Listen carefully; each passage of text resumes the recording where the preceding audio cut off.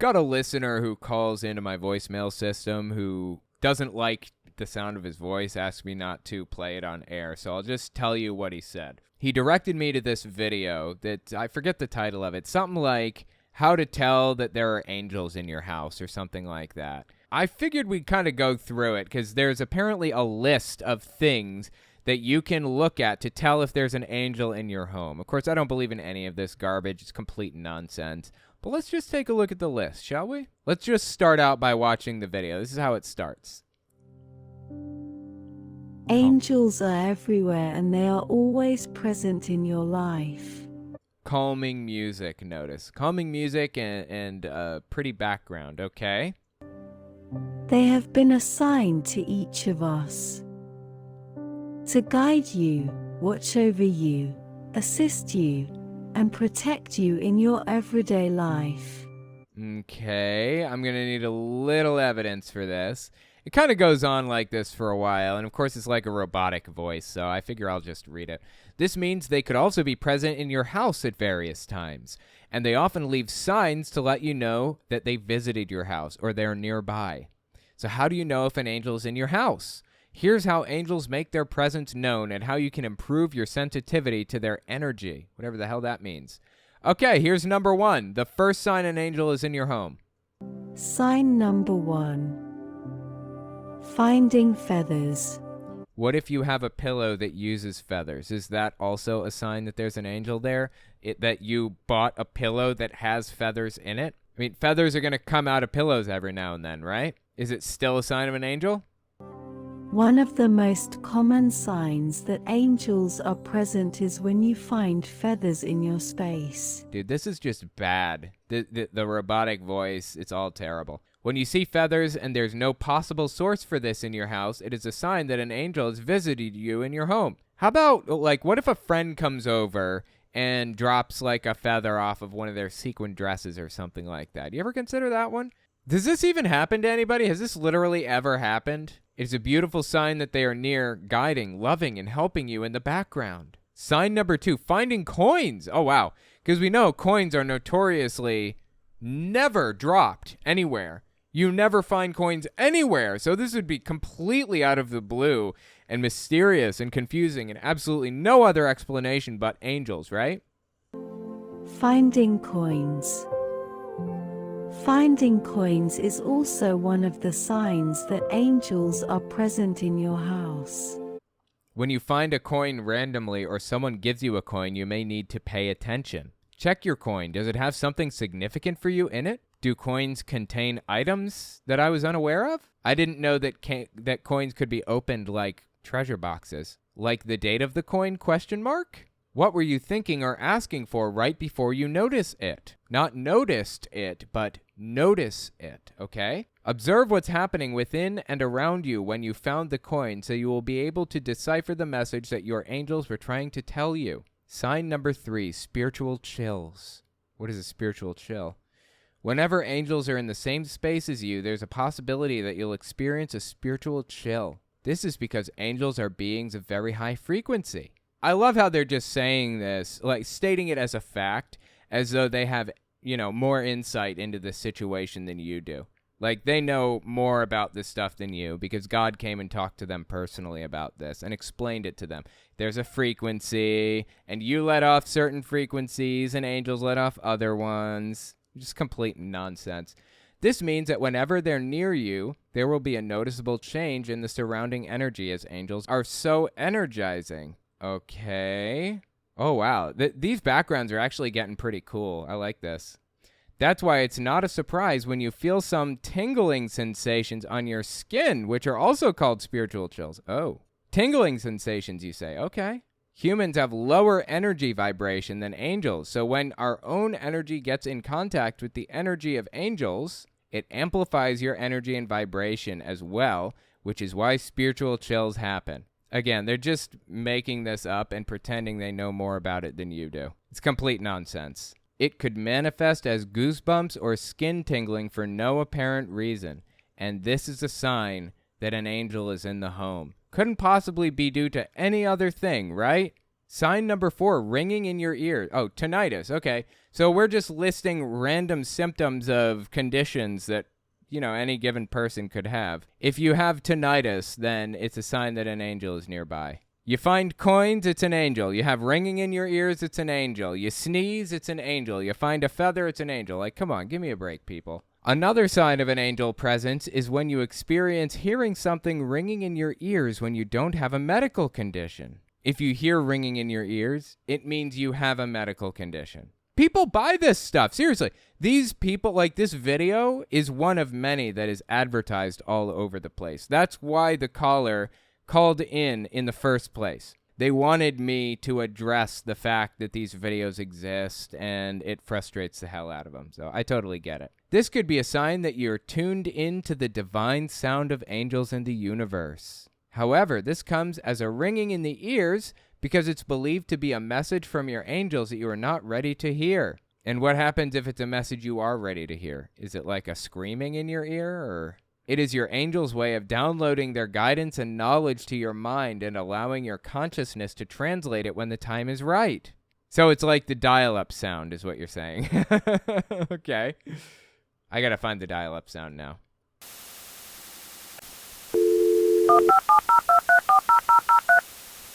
Angel calling.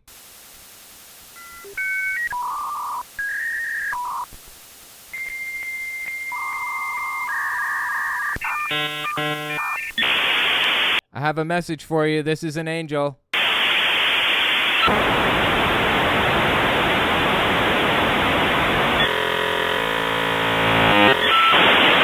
Can you hear me? Are you getting the message? Okay. Message received, hopefully.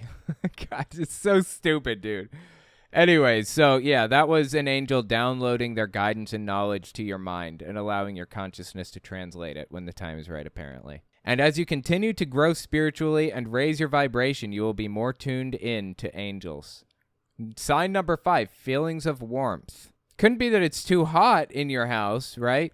Couldn't be that you're wearing a thick sweater or anything. It has to be an angel. Another unmistakable sign that angels are in your house is when you feel heavenly warmth and comfort. Their presence invokes feelings of positivity while their guidance brings you confidence. Oh, this is like euphoria. So this isn't even just warmth, physical warmth. This is you drank an extra cup of coffee, seems like. Archangel Michael is mostly associated with this warmth, but it can also be attributed to other angels because of their high energy vibration. Christianity or many denominations are like borderline, God, what's the word for it? Not monotheistic, but plural theistic, I guess. No, there's another word for it, not plural theistic. God, what's the other word? And not monotheistic, but polytheistic. God, thank you so much. Polytheistic. I could not remember the word. Christianity or many denominations are borderline polytheistic. Like all this talk about different saints in Catholicism, they literally pray to certain saints for various different things. All this talk about different angels that like watch over you and do this thing or that thing or care about this specific thing in your life or whatever. It's almost polytheistic. It is so weird to me. This warmness is a result of the energy shift when spiritual beings enter the physical world. Oh, wait, so is it a physical warmness or is it the euphoria? Which is it? Is it both? Is it whatever you happen to notice in any moment? It's all nonsense, dude. That's why you may experience a sudden change in temperature and feelings of warmth when angels are present. Oh, so it is a physical warmth feeling, because they were discussing euphoria a minute ago. Like, people will fall for just about anything. Like, they just turn their brains off when it comes to religion, seriously. And the people that make videos like this are so predatory. They know people will fall for anything, so they'll produce videos like this that appeal to their sense of spiritualism or whatever. Honestly sad. It may be subtle, like someone just turned up the temperature in the room, or can be as high and as fast as hot as a hot flash. Also, again, another symptom of something. If you're having hot flashes, it's not a symptom of a condition, it's an angel. Sign number 6, music. Really, okay? Angels' presence may also be revealed through music. There were people who heard angelic music and singing that seemed to be coming from beyond the physical world. Another way is through recurring songs or a series of songs having similar themes. Oh, so if you're listening to Spotify or YouTube Music or whatever, and you happen to listen to 2 Nickelback songs in a row, everybody loves Nickelback, right? It's a sign that an angel is trying to send you a message, that you should be looking at this photograph and laughing every time you do, or some other nonsense. These are ways of your angels to communicate with you and let you know of their presence, okay? Sign number 7, butterflies in your stomach. Again, couldn't be due to anything else, has to be angels. Angels can also make you feel like you have butterflies in your stomach. While this feeling can be felt when you get excited or nervous, you think? There can be times when you feel it for no reason. When this happens, this could mean that angels are visiting you. They may be coming through and connecting with you through your solar plexus chakra. Oh my God, we're getting like super spiritual now. Chakras, really? FYI, chakras are completely fake. Like, there is no truth to the existence of chakras. It's completely made up. It's kind of antithetical to Christianity, too, to believe in this kind of thing. It's weird to see these things mixed in together. This happens as angels may want to guide you and help you make better, not make better, but make better. One word, no space in between. Help you make better choices in any crucial decisions you may be facing through your gut feeling. Sign number 8, smelling sweet scents. Okay, phantom smells are actually the symptom of real illness, possibly stroke. If you're smelling phantom smells, you should get that checked out by a doctor. It's not an angel, okay? Angels may also make their presence known through sweet scents that you can't tell where it's coming from. The grammar on this is absolutely on point. Look, there's a nose in the background. Most of the time, the source of the smell is obvious and can be easily identified. When a particular scent not appears, but appear, out of nowhere and directly speaks to your soul, triggering some special memories, these kinds of scents are coming from your angels. What's more interesting is that angels have uniques, plural, uniques. They have unique scents that will help you identify who's visiting. Guardian angels are associated to minty chocolate smells, while archangels to floral scents. How do they know any of this? Let me give you a little piece of information. Nobody knows any more about the spiritual realm than anybody else, okay? You are not more attuned to it than anybody. Your pastor doesn't know more about God than you do. It's all made up, okay? From beginning to end, every last bit of it. They don't know any more than you do about it. They don't know any more about this than you do. Sign number 9, you feel you're not alone. This is an interesting one, actually. There was a study with something called the God helmet. Okay, so the God helmet is pretty famous in atheist circles. I don't know if you've heard of it before or not, but they put these little electrical stimulating patches in the helmet at various different points. They put the helmet on a person, and they put him in a dark room, pitch black, sitting in a chair. They start stimulating one of the patches, and the person, closed eyes, can't see anything, perceives 3 entities in the room with them. They can literally produce the experience of somebody seeing or feeling the presence of other beings in the room with them by stimulating certain parts of the brain. This is a reasonably well understood evolutionary experience, or psychological experience that people have. We evolved the ability to experience things like this. The most accepted reason for why we evolved this part of our brain in the first place is because of something called false negatives and false positives. So at one point in our history as a species, we were prey animals. We were being hunted by predators like lions or tigers or bears or whatever, right? Now we're standing there and we hear a bush rustling next to us. We can think to ourselves, it was just the wind. If it's not the wind, if it's actually a predator coming to get us, that was a false negative. We falsely assumed there was not something there, and we are now lunch. We're dead. If we hear the bush rustling and we think to ourselves, It's a bear or a lion or a tiger. And Bolt, and it wasn't a lion, a bear, or a tiger. If it really was the wind, we're not lunch. Either way, we survived another day. It was a false positive, but we survived. So we evolved this propensity to believe there was something there, even when there wasn't. That is why we sense that somebody is in the room with us. That's why we assume that there's something watching us, waiting, trying to grab us when we're not paying attention. It's a holdover from our prey past. And here is a perfect example right here. You can also tell when an angel's present in your house when you feel that you're not alone, even if you are. This is an example of these people taking advantage of that prey past, taking advantage of that experience that we had as prey animals. When you feel a presence, but you're not afraid or worried, but feel calm and peaceful instead, it is your angel visiting you in your house. Yeah, like I said, the God helmet doesn't necessarily produce feelings of fear or anything. You just recognize entities in the room with you when they stimulate certain parts of the brain. So you don't necessarily feel fear or whatever when these entities appear. You can feel perfectly calm and believe that there's something there. It's not. It's just your brain producing this experience. Well-studied phenomenon. This presence brings positive feelings and the inner knowing that you are not alone and you are guided and supported by higher forces. God, the grammar on this is ridiculous. Sign 10, flashes of light.